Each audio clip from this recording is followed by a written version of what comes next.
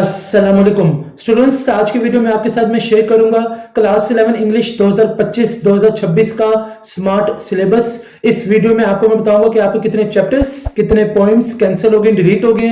तो आप एक काम करें, इंग्लिश की बुक को निकालें, जो चैप्टर्स, जो पॉइंट्स आपको मैं बताऊं आप उनको निशान लगाएं ताकि आपको अपना स्मार्ट सिलेबस का पता चल जाए। इसके अलावा क्लास 11 के जितने भी बाकी सब्जेक्ट्स हैं उनके स्मार्ट सिलेबस में मैंने पहले से वीडियो अपलोड कर दिए, आप उन वीडियोस को भी जाकर जरूर देखें।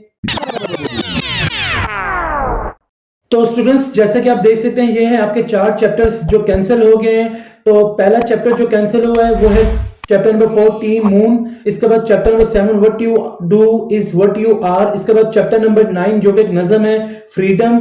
और फिर लास्ट में chapter number 12 the impact of AI on society, human relationships and ethics.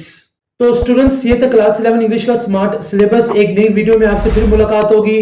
मुझे इजाजत दें। जज़ाकल्लाह।